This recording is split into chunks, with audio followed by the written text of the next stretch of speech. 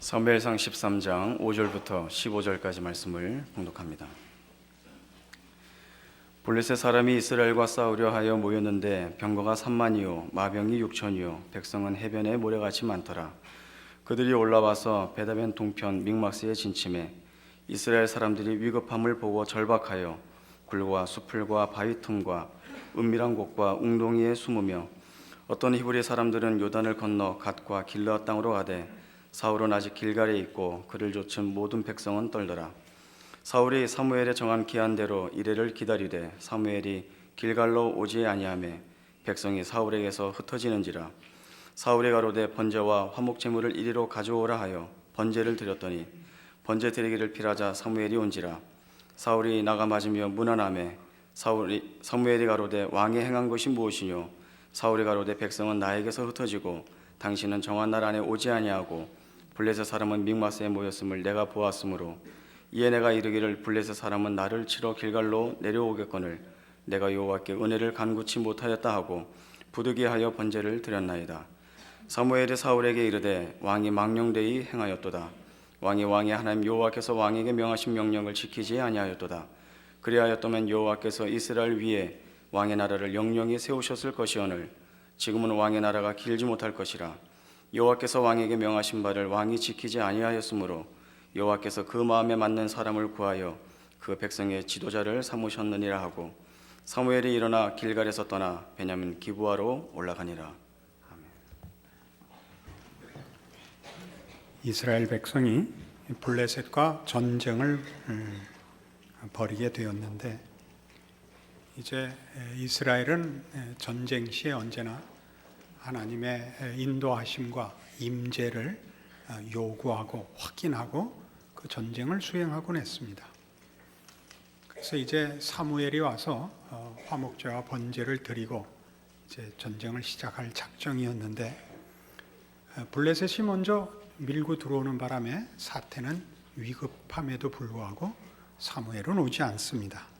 마음이 다급해진 사울 왕이 자신이 제사를 드리고 그 후에 온 사무엘에게 꾸중을 들은 그런 내용입니다.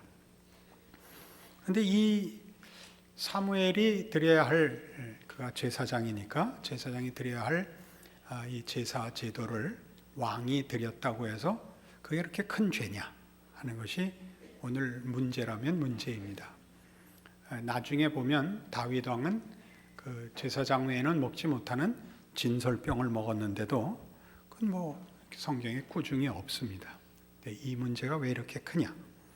또 우리가 보통 이스라엘의 첫 번째 왕 사울이 실패한 왕이고 하나님이 세우셨지만 나중에 폐위시킨 왕인데 그가 범한 죄가 도대체 무엇이길래 그렇게 중한 그 처벌을 받았는가 하는 문제도 이 시간 함께 풀어야 할 줄로 압니다.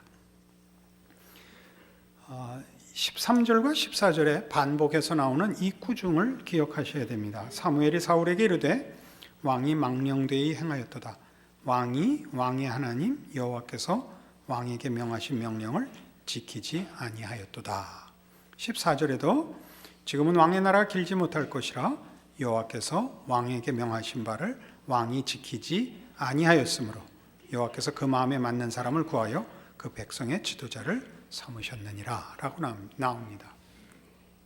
그러니까 지금 문제는 이겁니다. 왕의 지위라는 것이 이스라엘이라는 나라에서 어떤 지위냐 하는 것이죠.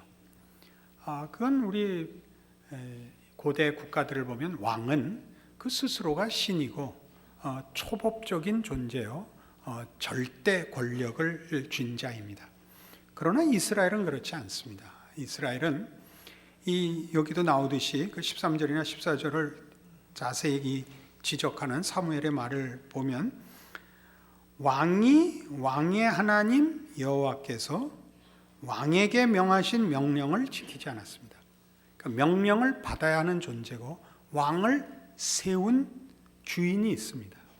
그러니까 이 질서가 깨어지면 왕은 왕의 자리를 지킬 수 없습니다. 이게 이스라엘에서의 왕의 위치입니다. 그러니까 이 사울 왕이 자기가 제사를 지내고 이스라엘 백성들의 말하자면 신앙심을 또는 그 종교적 사회적 그 정서를 붙들어 매려고 했던 것은 왕이 여호와 앞에 명령을 받는 자리로부터 그 백성을 휘어잡기 위하여 명령을 받지 않는 자리로 나아가 스스로 백성들을 자기 힘으로 제어하려고 한 그 죄에 해당합니다. 무슨 죄인지 아시겠죠? 그 14절을 다시 보시면 똑같죠. 지금은 왕의 나라가 길지 못할 것이라. 왜냐하면 여호와께서 왕에게 명하신 바를 왕이 지키지 아니하였기 때문에 왕은 자기가 그만두지 않는 한 사실은 그만둘 수 없는 절대 지존의 자리임에도 여호와께서 그 마음에 맞는 사람을 구할 수 있기 때문입니다. 하나님이 절대 권력자이고 왕은 그 수하에 있습니다. 그러면 이스라엘의 왕이 왜 필요하냐? 12장 1절에 이렇게 소개하고 있습니다.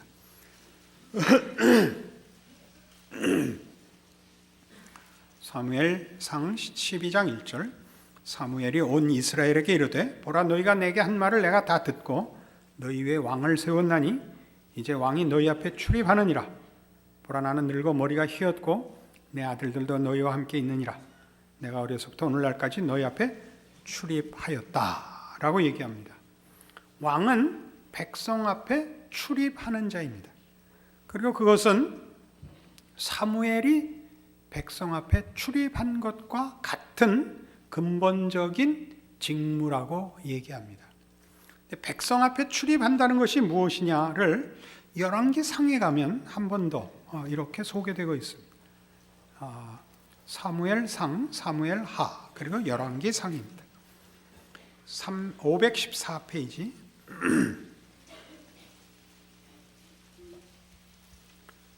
열왕기상 3장 3절입니다. 솔로몬이 여호와를 사랑하고 그 붙인 다윗의 법도를 행하되 오히려 산당에서 제사하며 분향하더라.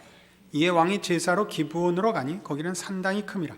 솔로몬이 그단에 1000번제를 드렸더니 기브온에서 밤에 여호와께서 솔로몬의 꿈에 나타나시니라.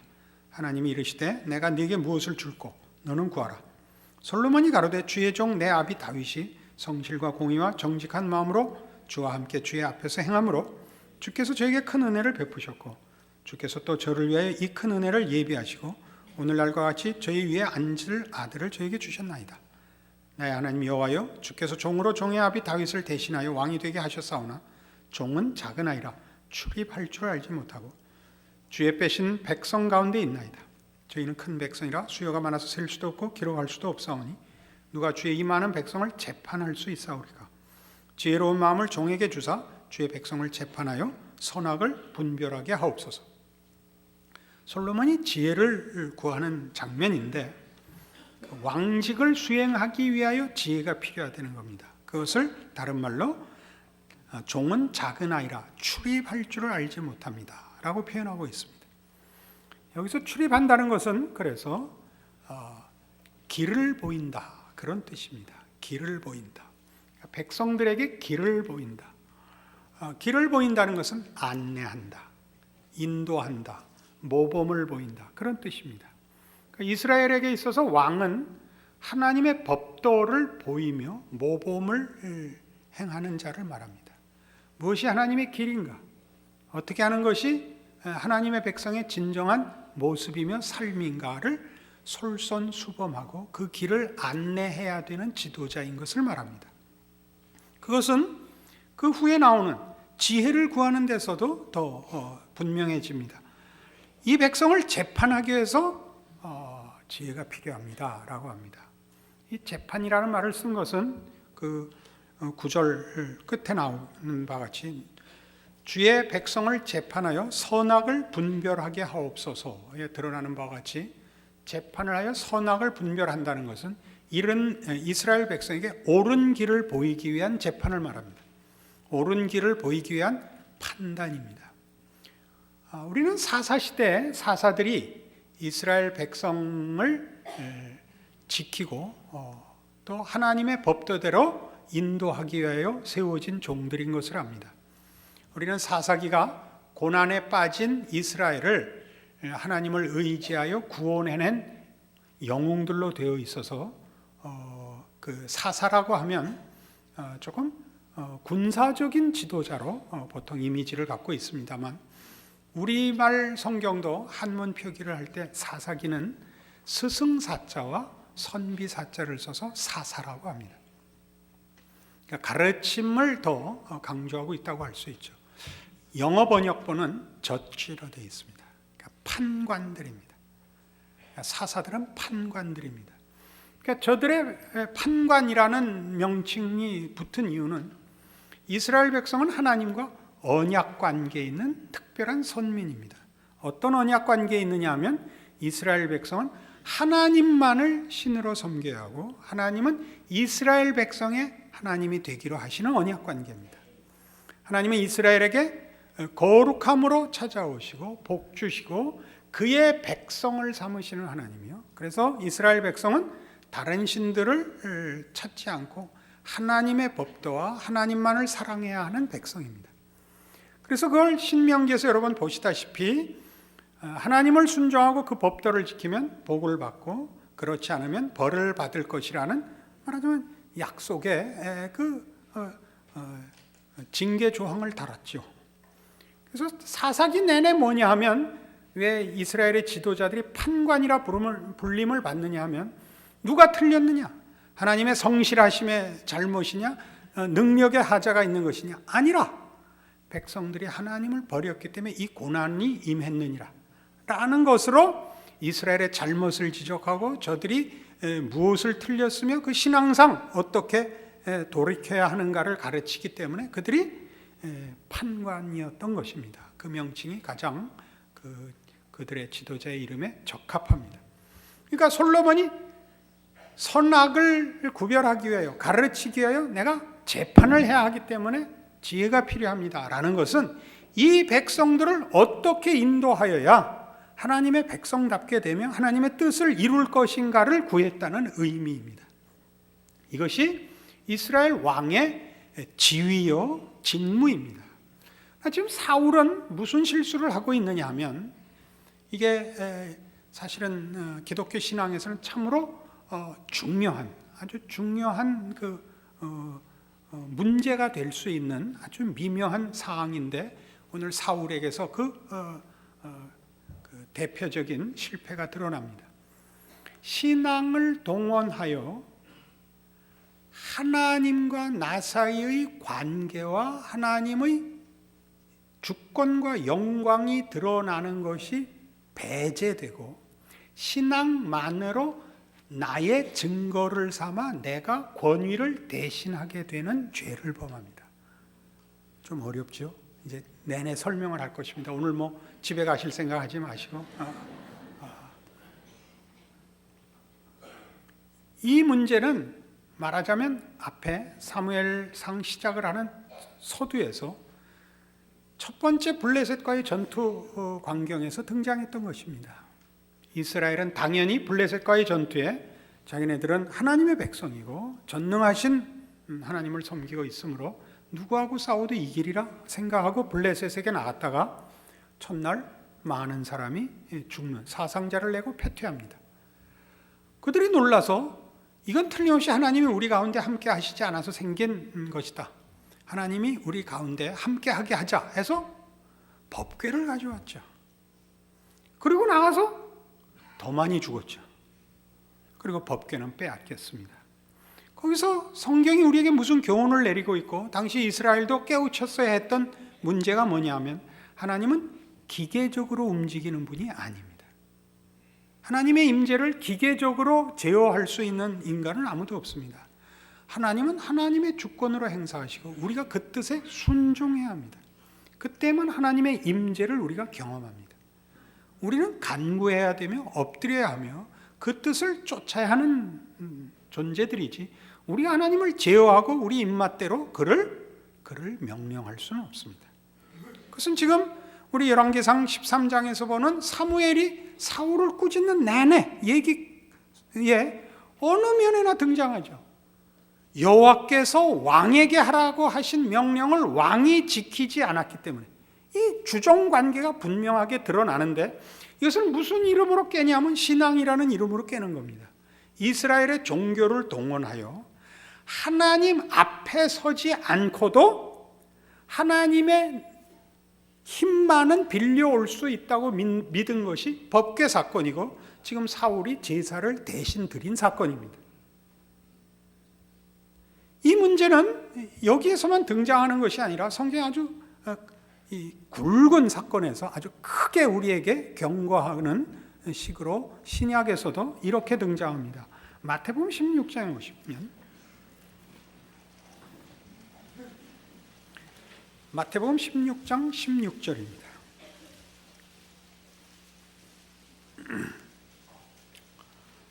시몬 베드로가 대답하여 가로되 주는 그리스도시요 살아계신 하나님의 아들이시니이다. 예수께서 대답하여 가라사대 바요나 시몬아 네가 복이 있도다.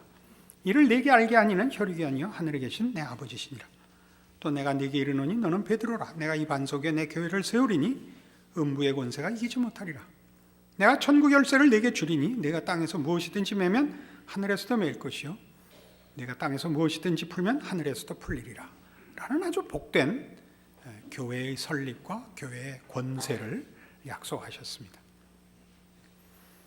이 모든 허락은 베드로의 고백에 근거하고 있습니다. 베드로의 고백에 근거한다는 말은 상당히 오해될 소지가 있습니다. 베드로의 고백이라는 신앙 고백, 신앙을 고백하는 힘 위에 있는 것이 아니고 고백의 내용을 말합니다. 고백의 내용은 뭐죠? 예수님은 하나님이시고 구원자이십니다. 이 위에 이 교회가 또 교회의 권세가 있습니다.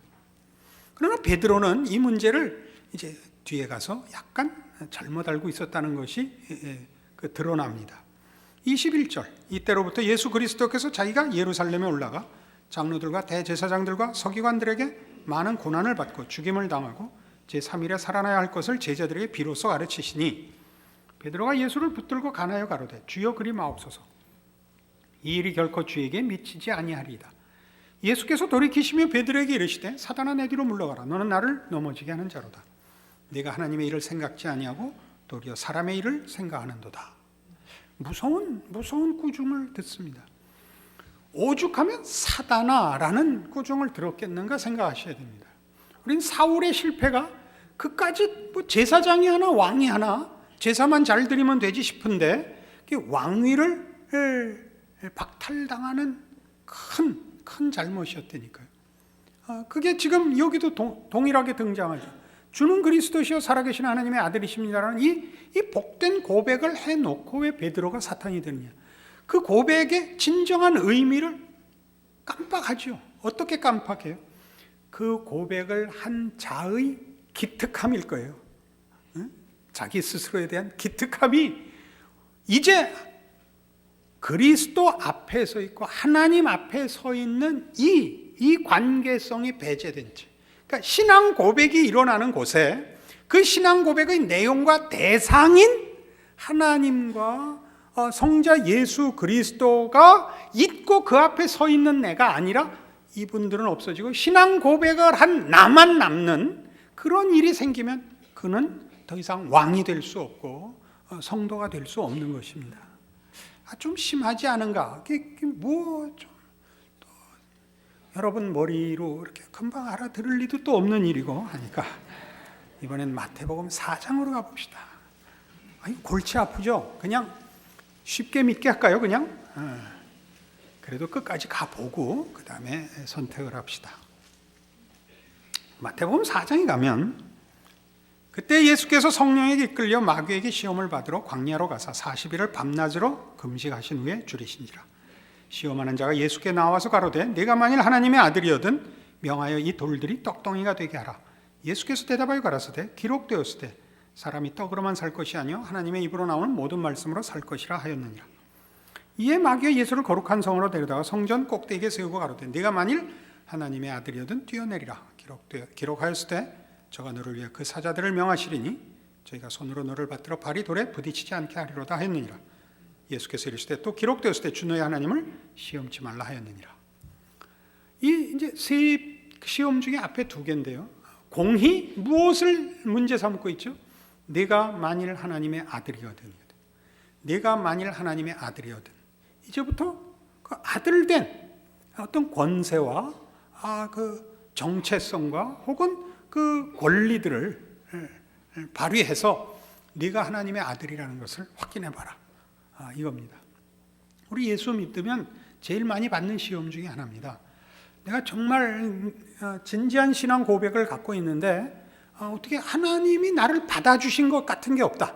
이 생각이 드는 사람이 참 많습니다. 이제 오늘 그 문제를 여기서 풀 수 있기를 바랍니다.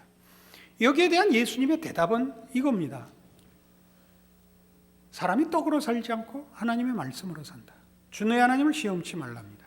그러니까 전부 이제 사탄이 하는 공격은 뭐냐면 하나님께 인정을 받았으면 이제 그 인정받은 그 인정받은 복, 어떤 능력, 어떤 신령한 것으로 너의 남다름을, 그렇지 않은 자와의 구별을 확인해봐라. 이런 식의 시험이 됩니다.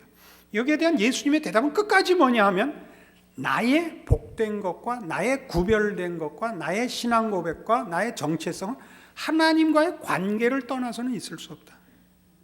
그러니까 내가 하나님의 아들이냐? 그렇다. 난 아들이니까 아버지 없는 아들은 없다. 아버지를 떼어내고 나 하나만으로 독립시켜서 내 존재나 내 행동을 구하는 것은 그건 말이 안 되는 거다 이겁니다. 너 뛰어내려. 하나님을 시험치 말라 인 겁니다. 이 문제의 싸움은 세 번째 시험을 보면 더 확연해집니다. 세 번째 시험은 뭐냐 하면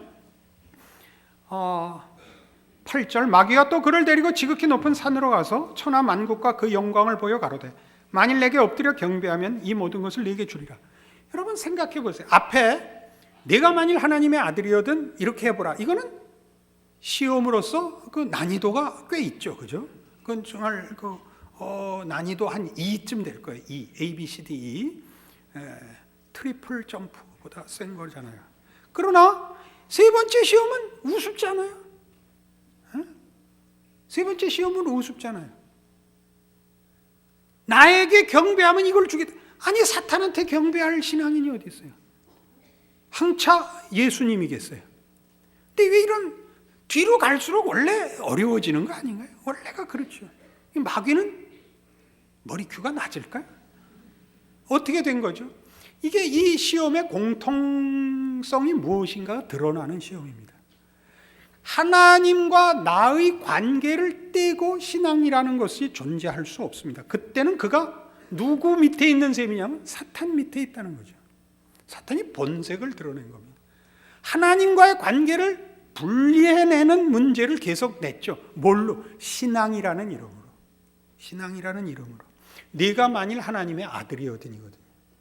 근데 결국 어디로 오는 시험이 됐느냐 하면 그 모두가 이제 본색이 드러났듯이 노골적으로 나에게 절하면 천하를 주겠다가 되죠. 뭐라고 대답하시죠? 너희 하나님께 경배하고 다만 그를 섬기라.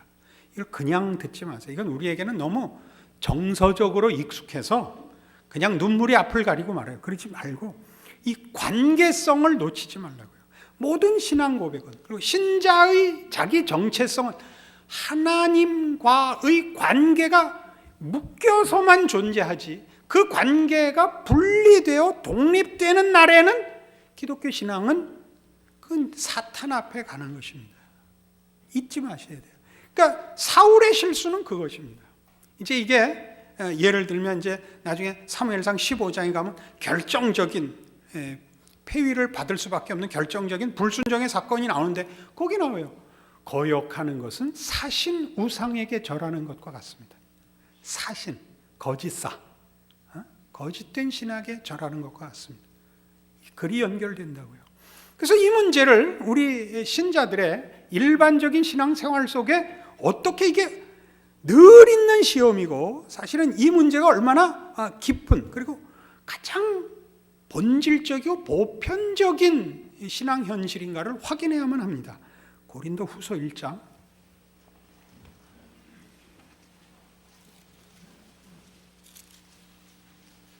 1 286페이지 신약성경 고린도후서 1장 8절입니다. 형제들아, 우리가 아시아에서 당한 환난을 너희가 알지 못하기를 원치 아니하노니 힘에 지나도록 심한 고생을 받아 살 소망까지 끊어지고 우리 마음에 사형 선고를 받은 줄 알았으니 이는 우리로 자기를 의뢰하지 말고 오직 죽은 자를 다시 살리시는 하나님만 의뢰하게 하심이라. 자, 사도 바울은 기독교 역사상 최고의 하나님의 일꾼입니다. 근데 이 하나님의 종에게 하나님이 뭘 시키냐면 늘 하나님만 붙잡고 살게 합니다. 하나님만 붙잡고 살게 하기 위해서 뭘 줬다고요? 고난을 줬다는 겁니다. 이 아시아에서 당한 환난은 고린도후서 11장에 소개되는 이런 내용들을 다 한마디로 요약한 겁니다. 40에 하나 가만매를 5번 맞고 3번 태장으로 맞고 한 번 파선하고 일주야를 기품 속에서 보내고 여러 번 여행에 동족의 위험과 이방인의 위험을 또는 강도의 위험을 만나고 또 여러 번 굶고 춥고 헐벗었노라. 이 모든 내용을 그냥 압축해서 아시아에서 당한 환난이라고 얘기하고 있습니다. 이 환난을 당했을 때 어떤 자리까지 갔다고요? 마음의 사형 선고를 내렸다고요. 아, 이번엔 죽는구나, 이젠 끝이구나 라는 자리까지 갔는데 왜 그랬다고요? 힘에 지나도록 받은 이 고생으로 인하여 하나님이 뭘 가르쳤다고요? 자신을 의뢰하지 말고 하나님만 의뢰하게 하려 하심이라. 무슨 하나님? 죽은 자를 다시 살리시는 하나님만 의뢰하게 하셨다 그럽니다. 우리가 보면 신앙생활이라는 것은 이렇게 부정적이고 가난한 것이 아니라 하나님 앞에 헌신하고 하나님이 그 헌신을 기쁘게 받아서 우리의 인생을 통하여 마음껏 주를 위하여 충성하고 일하게 해서 하나님이 영광 받으시는 거라고 생각해요. 근데 성경은 그렇게 얘기하지 않습니다. 성경이 하는 얘기는 내가 늘 하나님을 놓을까 봐, 예수를 놓을까 봐 걱정을 하십니다. 예수 그리스도 없이도, 하나님을 부를 필요 없이도 설사 신앙이라는 이름으로라도 자신의 존재나 삶이나 어떤 경우나 어떤 때에 그가 혼자 서 있을까 봐 하나님은 걱정하신다고요. 그것은 끊어진 연 같으라고요. 뿌리 뽑힌 나무와 같다는 겁니다. 신앙은 그런 것이 아니라고 가르칩니다. 그래서 고린도후서 12장에 가시면 이런 사도 바울의 이런 고백을 우리가 이제 음미할 수 있습니다. 299페이지 고린도후서 12장 7절입니다. 여러 계시를 받은 것이 지극히 크므로 너무 자고하지 않게 하시려고 내 육체에 가시 곧 사단의 사자를 주셨으니 이는 나를 쳐서 너무 자고하지 않게 하려 하심이니라. 이것이 내게서 떠나기 위해 내가 3번 주께 간구하였더니 내게 이르시기를 내 은혜가 네게 족하도다. 이는 내 능력이 약한 데서 온전해짐이라 하신지라. 이러므로 도리어 크게 기뻐함으로 나의 여러 약한 것들에 대하여 자랑하리니 이는 그리스도의 능력으로 내게 머물게 하려 함이라. 그러므로 내가 그리스도를 위해 약한 것들과 능력과 궁핍과 핍박과 곤란을 기뻐하노니 이는 내가 약할 그때에 곧 강함이니라. 이 고백은 너무나 중요합니다. 왜요? 그의 신앙이 얼마나 큰가 이렇게만 생각하지 마시고 우리 보편적인 신앙 현실은 바로 이겁니다. 우리는 약하며 우리는 궁핍하며 우리는 고단합니다. 이것이 말하자면 사도 바울을 위하여 하나님이 준비하신 인도하는 방법이었고 허락하신 은혜들이었다면 오늘 우리가 당하고 있는 우리의 별 볼 일 없는 인생이야말로 하나님이 돌아보시지 않아서 또는 내가 무능해서 생겨난 일이 아니라 하나님이 그의 지극히 사랑하는 자녀들을 인도하시고 간섭하시고 축복하시는 능력과 지혜의 손길이라는 걸 알게 됩니다. 왜 그렇게 하신다고요? 그때 우리는 비로소 하나님이 어떤 존재인지가 더 많이 드러나는 자리에 있게 됐다는 것을 알게 된다는 것입니다. 우리가 형통하면 형통한 것으로 하나님 앞에 무엇을 바치고 도움을 줄 것이라고 생각하는 것은 기독교 신앙엔 사실은 없는 내용입니다. 기독교 신앙이 우리에게 요구하는 것은 우리가 세상이 주는 것과 세상이 유혹하는 것을 뿌리치고 하나님을 붙잡기로 해서 세상에서는 곤고한 인생을 살 수밖에 없다는 것을 증언하여 저 아무것도 갖지 못하고 저렇게 힘든데도 왜 버티는 거야? 그가 예수를 믿는데 이렇게 되는 것을 원하신다고 증언하고 있는 것입니다. 여러분이 가지신 것, 그것이 어떤 재능이든 권력이든 부든 건강이든 그걸로 하나님께 무슨 도움이 될 거라고 생각하는 것은 성경이 요구하는 신앙의 실천 방법에서 그렇게 앞순위에 있는 것들이 아닙니다. 여러분들은 주를 위하여 땅끝까지 갈 생각하지 마시고 선교사로 가는 건 특별한 소명이 있는 사람만 가는 겁니다. 뭘 해야 되느냐? 여러분의 삶을 충성하셔야 됩니다. 여러분의 지금 약하고 곤고하고 별 볼 일 없는 그 인생이 세상 안에서 여러분이 주를 모시고 살기에 그 인생을 감사하고 넉넉히 견딘다라고 증언하고 있는 자리입니다. 그것보다 더 크게 하나님을 증언할 수 있는 다른 방법을 하나님은 원치 않으십니다. 한 인격과 존재와 생애를 걸고 운명을 걸고 하나님을 섬기기 위하여 내가 세상과 타협하지 않노라 라고 말하는 것을 하나님은 요구하고 계십니다. 그렇게 살긴 싫다 이거죠. 바쳐서 드러나서 폼나게, 그게 사울이라니까요. 혓바닥이 다 꼬여요. 그게 사울이라니까요. 폐위당했다니. 왜 사울이 이렇게 시작하자마자 그 왕위를 폐위당하느냐?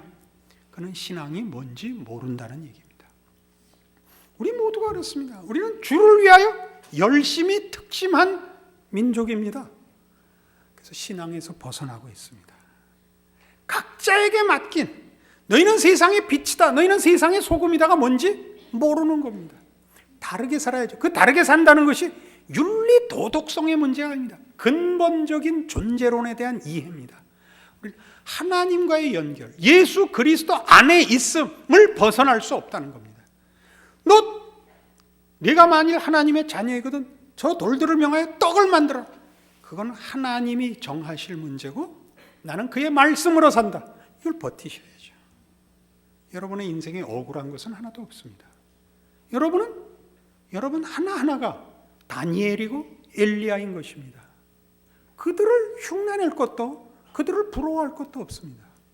여러분들은 그렇게 여러분이 있는 주변에 여러분을 통하여 하나님이 누구신가를 증언하는 유일한 하나님의 자녀입니다. 그래서 우리는 이 고백을 오늘 우리의 것으로 가져야 합니다. 빌립보서 4장 13절입니다. 322페이지 빌립보서 4장 13절 다 함께 읽습니다. 내게 능력 주시는 자 안에서 내가 모든 것을 할 수 있느니라. 여기서 놓치지 말아야 하는 건 조건절입니다. 내게 능력 주시는 자 안에서입니다. 모든 것은 그렇게 긍정적이고 적극적인 것 아닙니다. 지금 이 장면에서는 집에 가서 10절부터 13절까지 읽어보시면 그가 감옥에서 핍절한 가운데 이 말을 하고 있습니다. 그가 하는 얘기는 뭐냐 하면 내게 능력 주시는 자 안에서 내가 무슨 꼴이라도 당할 수 있다 이런 말입니다. 그는 아까 우리 고린도 후서에서 본 바와 같이 또는 1장이나 12장에 나타난 내가 약할 그때 강하다, 내 연약한 것을 자랑하리라 한 것 같이 그는 지금 감옥에 갇혀서 이 엄청난 고백을 하는 것입니다. 내게 능력 주시는 자 안에서 내가 모든 것을 할 수 있다고. 우리의 하는 일은 세상에 속한 일 아닙니다. 우리의 삶의 근거와 본질과 방향이 세상과 다릅니다. 우리는 세상의 유혹과 시험 앞에 지지 않고 있습니다. 왜요? 우리는 예수 안에 있기 때문입니다. 그를 힘입어 살며 우리를 예수와 분리해서 얘기하거나 증명하거나 분리해서 우리가 나설 수 없는 존재들입니다.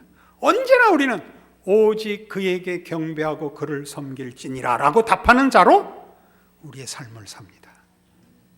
기도하십시다. 하나님 아버지 은혜를 감사합니다.